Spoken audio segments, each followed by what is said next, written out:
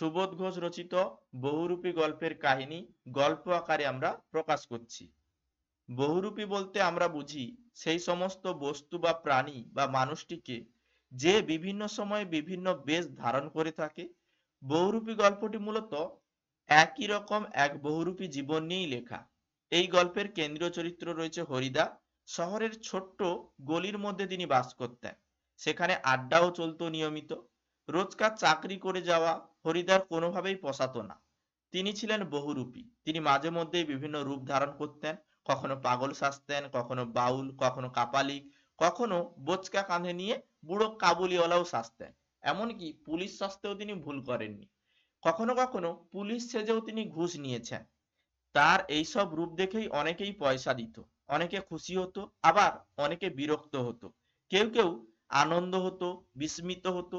বহুরূপী সেজে তিনি রাস্তায় রাস্তায় ঘুরতেন। এক সময় জগদীশ বাবুর বাড়িতে হিমালয়ের গুহা নিবাসী এক সন্ন্যাসীর আগমন এবং অভ্যর্থনার কথা শুনে মোটা রকমের টাকা উপার্জনের আশায় তিনি সন্ন্যাসী সেজে জগদীশ বাবুর বাড়িতে যাওয়ার সিদ্ধান্ত নেন।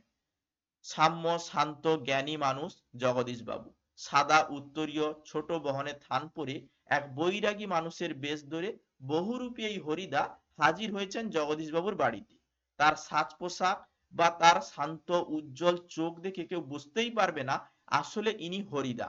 হরিদা ছদ্মবেশে অর্থাৎ রূপ পরিবর্তন করে এসেছে। যখন সে রূপ হরিদা ধারণ করে তখন সেই রূপের মধ্যে তিনি ডুবে যান। যখনই সেই রূপ হরিদা ধারণ করতেন তখনই তিনি সেই রূপ বা সেই চরিত্রের সঙ্গে এতটাই একাত্ম হয়ে যেতেন যে তাকে বহুরূপী বলেও কেউ বুঝতে পারতো না। তিনি সত্যিই যেন মূল চরিত্রই হয়ে উঠতেন। সেখানে কোনো ব্যতিক্রমও ঘটেনি।